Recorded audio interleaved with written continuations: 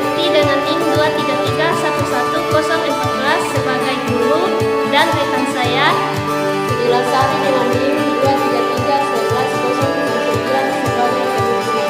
Dan saya Elizabeth Purwanti dengan NIM 2331110 sebagai penguji.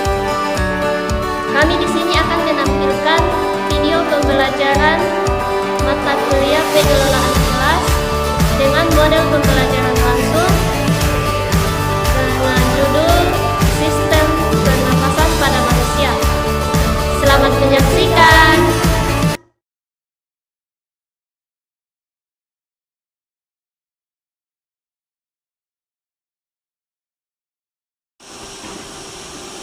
Selamat pagi anak-anak. Selamat pagi, Bu. Assalamualaikum warahmatullahi wabarakatuh. Shalom dan salam rahayu. Apa kabar hari ini? Sebelum kita mulai pembelajaran kita hari ini, kita berdoa dulu menurut agama dan keyakinan kita masing-masing. Berdoa dimulai.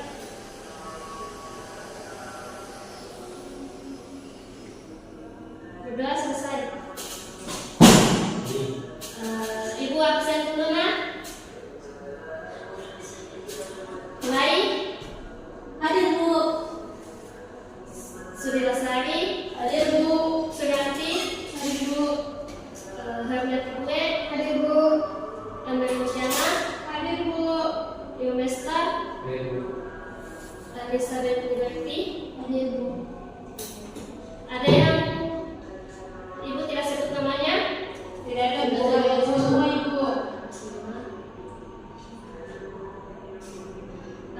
Judul materi kita pada pagi hari ini yaitu sistem pernapasan. Adapun tujuan pembelajaran yaitu untuk mengetahui pengertian sistem pernapasan. Kedua, untuk mengetahui fungsi sistem pernapasan. Ketiga, untuk mengetahui mekanisme sistem pernapasan. Yang keempat, untuk mengetahui penyakit pada sistem pernapasan dan cara menyerangnya.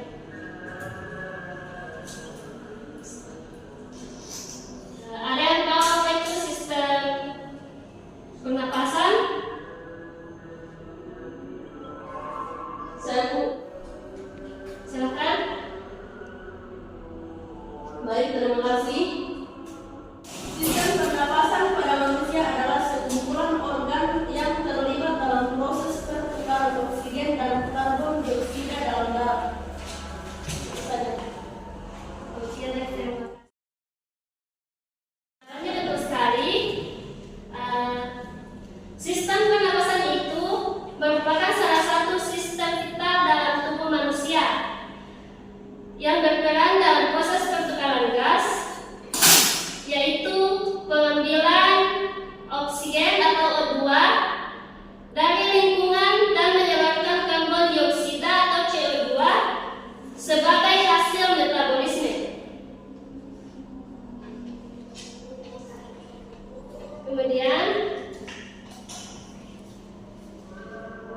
oksigen sangat dibutuhkan oleh sel-sel tubuh untuk melakukan respirasi seluler. Suatu proses yang menghasilkan energi dalam bentuk ATP tanpa suplai oksigen yang memadai, fungsi organ-organ tubuh akan terganggu dan dapat menyebabkan kerusakan jaringan hingga kematian. Bisa dipahami? Bisa, Ibu. Kita lanjut pada struktur sistem pernapasan pada manusia. Struktur sistem pernapasan pada manusia yaitu hidung dan rongga hidung, faring atau tenggorokan, laring, trakea atau batang tenggorokan, bronkus, bronkiolus, paru-paru, alveoli, dan diafragma.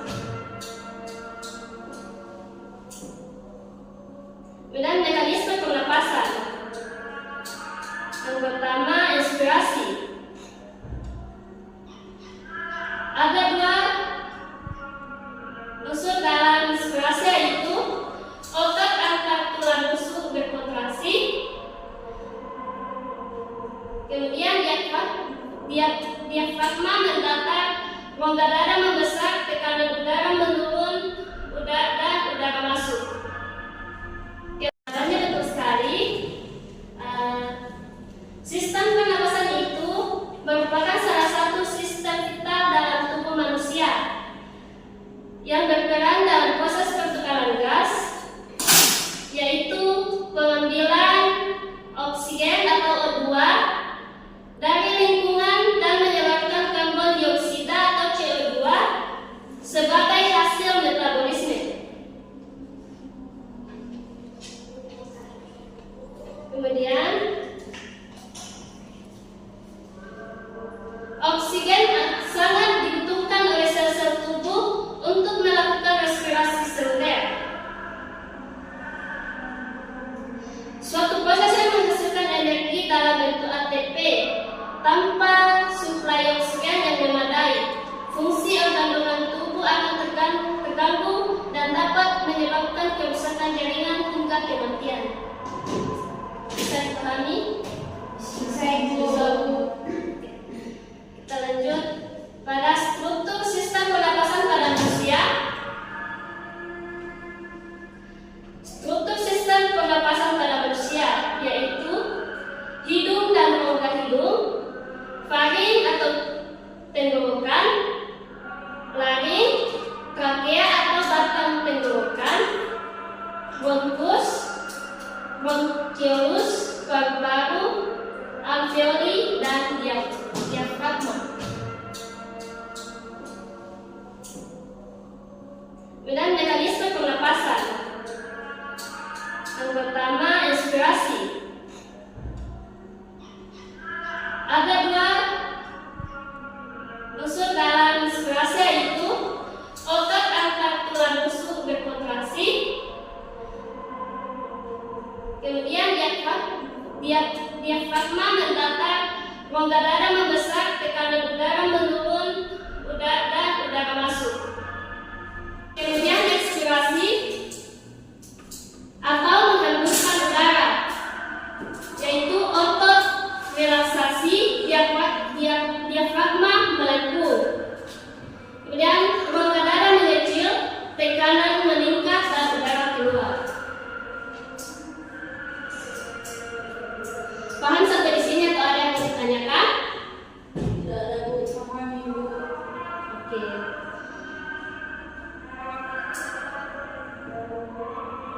Kita masuk ke dalam proses pertukaran gas. Ada 3 proses pertukaran gas, yaitu terjadi di alveolus, kemudian oksigen masuk ke darah melalui kapiler, kemudian karbon dioksida dari darah keluar melalui alveolus.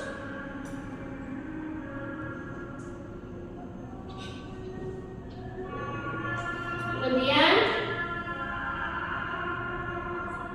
gangguan sistem pernapasan. Yang pertama, asma atau penyempitan saluran pernapasan. Kedua, bronkitis atau radang pada bronkus. Ketiga, pneumonia atau infeksi paru-paru. TBC atau penyakit paru-paru menular.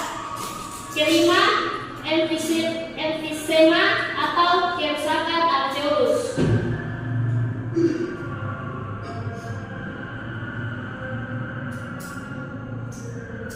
Ada yang tahu apa yang menyebabkan gangguan TBC?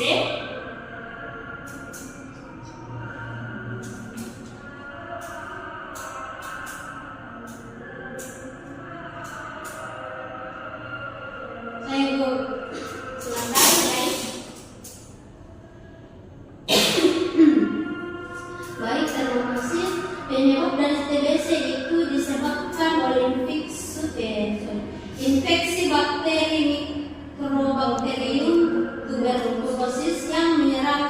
paru-paru yang menyerang paru-paru saja. Jawabannya sangat betul sekali. TBC terjadi karena infeksi bakteri Mycobacterium tuberculosis.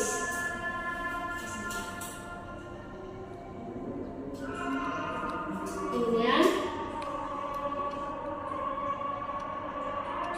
cara menjaga kesehatan pernapasan. Yang pertama, tidak merokok. Kedua, gunakan masker di tempat berpolusi. Ketiga, rajin berolahraga. Keempat, konsumsi makanan bergizi. Kelima, hindari tempat berdebu dan kotor.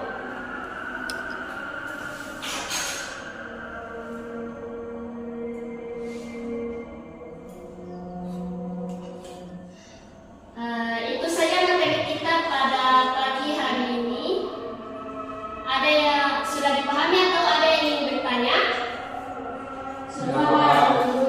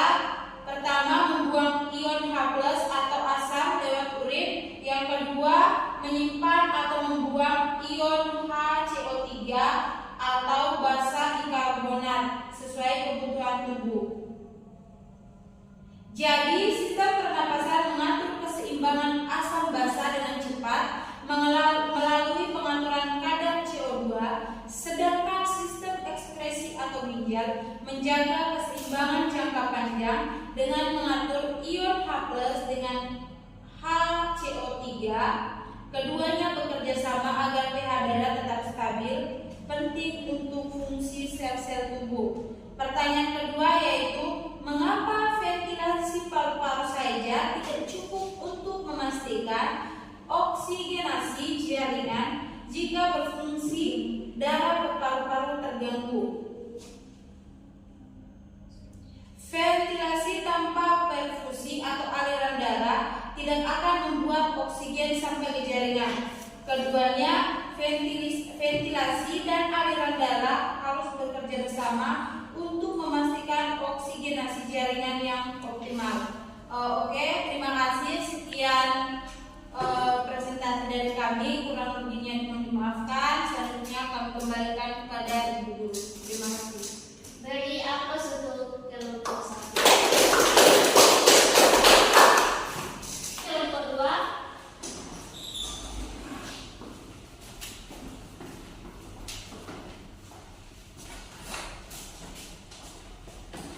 Baik, terima kasih atas kesempatan diberikan kepada kelompok kami. Kami akan langsung menjawab pertanyaan tersebut.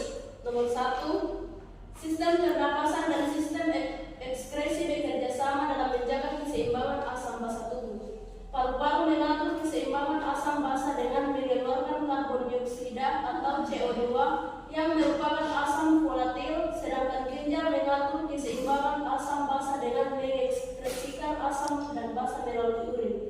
Kemudian nomor 2, langsung dijawab. Meskipun ventilasi paru-paru yang baik penting untuk memasukkan oksigen ke dalam darah, hal itu tidak cukup untuk memastikan oksigenasi jaringan yang adekuat jika fungsi darah ke paru-paru atau perfusi terganggu.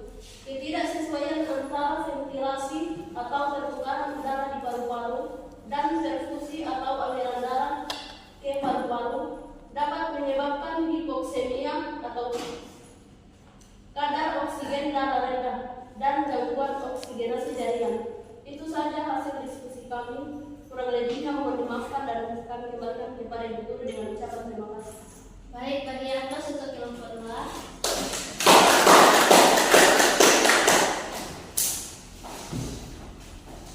Baik.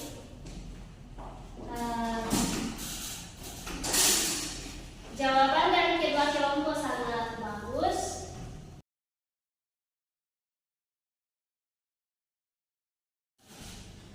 Dari materi kita pada pagi hari ini, kita dapat mengambil kesimpulan bahwa sistem pernapasan untuk sistem respirasi adalah sistem organ yang digunakan untuk pertukaran gas. Pada hewan berkaki 4, sistem pernapasan umumnya termasuk saluran yang digunakan untuk membawa udara ke dalam paru-paru, di mana menjadi pertukaran gas. Kemudian, struktur dan fungsi sistem pernapasan.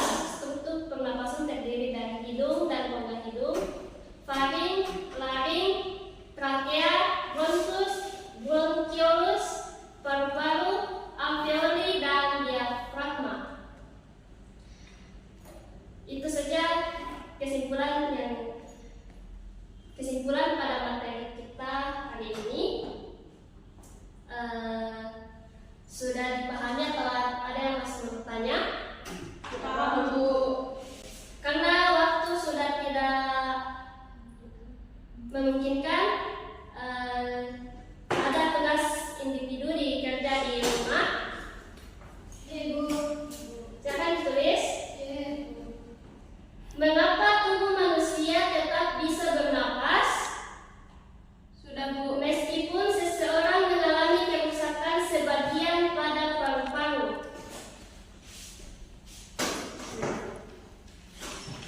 Sudah, Bu.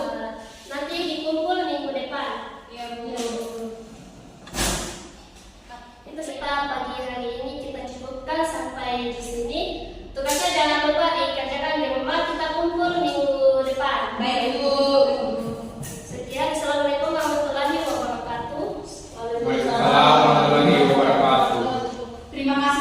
Masih belum lama.